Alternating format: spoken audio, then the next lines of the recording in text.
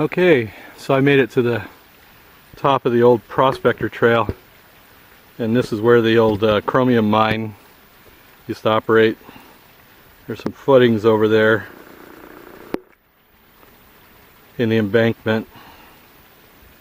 I don't know how it operated. I imagine maybe that was where they had a conveyor or something to kick the ore out.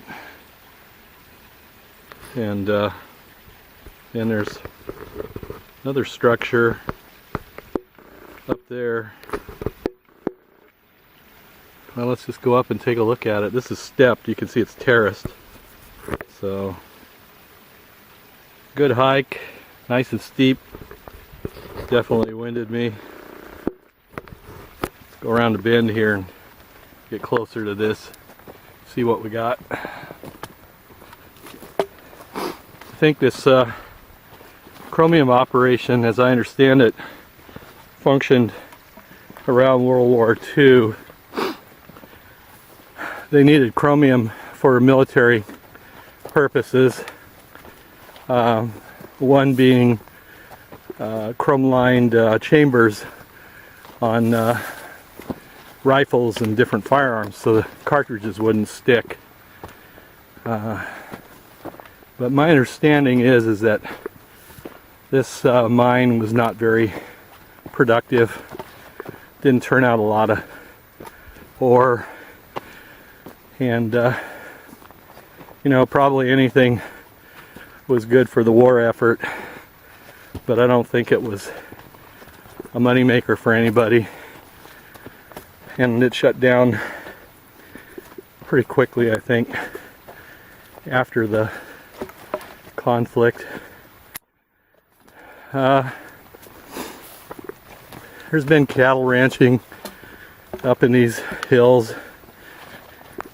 This whole county, its history is pretty much one of dry cattle ranching. Even back in the 1850s, when the county was formed, the prime business was raising beef. People would come buy the beef and then drive it north to the gold fields in the population heavy northern part of the state. They had a outlaw gang that made a pretty lucrative living here in San Luis Obispo County, robbing and killing cattle buyers. Their name was the Jack Powers Gang. You can look them up online. There's different resources. Jack Powers, the gang leader, was a kind of a dandy. He was a well-known horseman, and had mustered out of the U.S. Army at the end of the war with Mexico and settled here. He formed a secret gang, and they would find out in the cantinas who was flush with bucks, and then they might rob them of their cash, or they could just follow them on their way out of town and rob them and take their herd and then sell it for profit. Finally, in May or June of 1858, they kind of made a big mistake. They went after a rancher and his family up in the northern part of the county and murdered the ranchers, committed some other atrocities, and one of the vaqueros on the ranch, a ranch hand, got away, reported the incident, and the vigilance committee had had enough and went after these guys. They pretty much knew who they were. They'd just been waiting for evidence, and finally that was it. The straw that broke the camel's back. They went after them.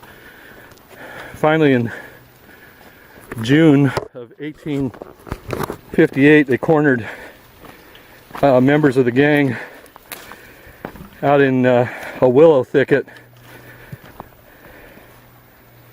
Pretty sight here.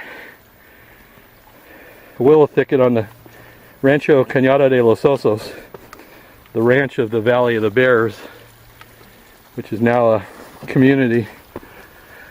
And they had a gunfight that lasted for 2 days. They finally killed one of the gang leaders. The other one surrendered. Brought him back into San Luis and promptly hung him. I don't know if they gave him any kind of a trial. Probably not. Vigilante justice. And that was the end of those atrocities. Gotta make sure I don't step on a snake. I do not want to get bit. And they are out. Ooh, this is pretty. Lord's candle. Or yucca. So you can make cordage out of this.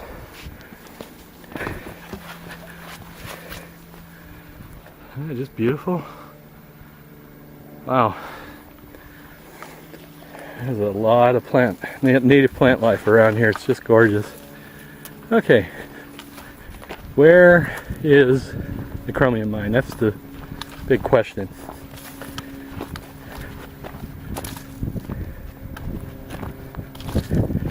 Gotta be below me here somewhere.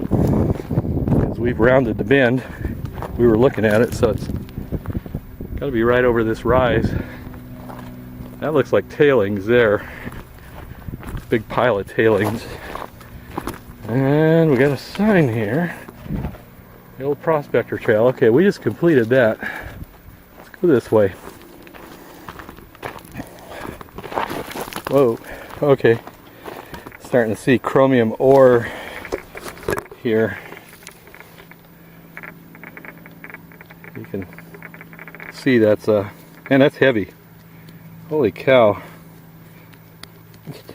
Almost a pound right there.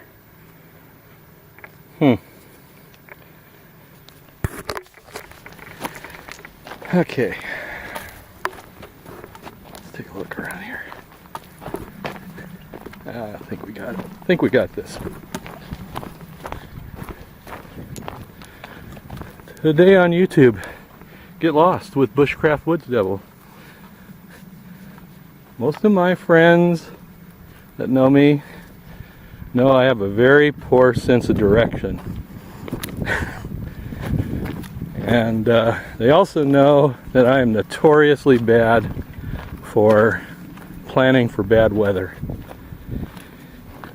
Meaning I usually take the weatherman at his word. If he says it's going to be a 50-degree night, foolishly I take him at their word. And then I usually suffer.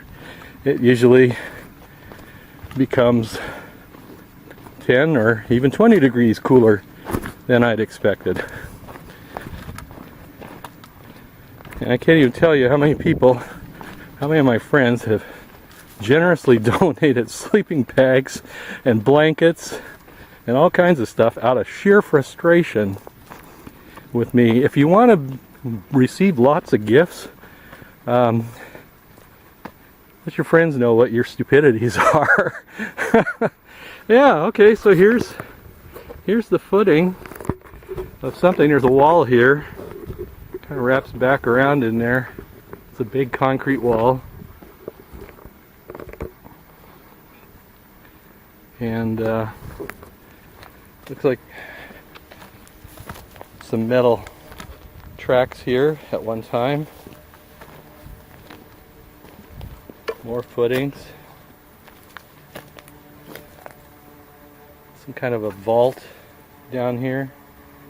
Maybe water ran through this. I don't know. There's some ports back in there you can kind of see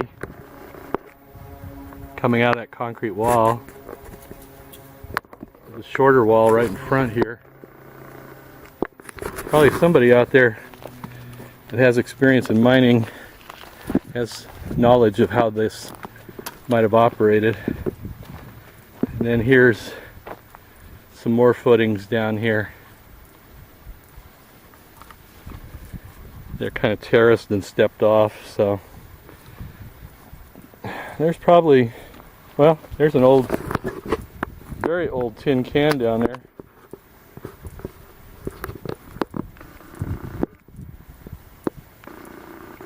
Right. Right there. That's probably, oh, there's a bunch of them actually. Whole bunch of tin cans in there. It's probably, these guys probably lived up here or ate their lunches up here. Maybe ate cans of beans or peaches or whatever. Piece of scrap metal over here, another old can in the bushes. Yeah, I'm fairly sure there's probably, oh, I don't know, if you were up here with a metal detector you might find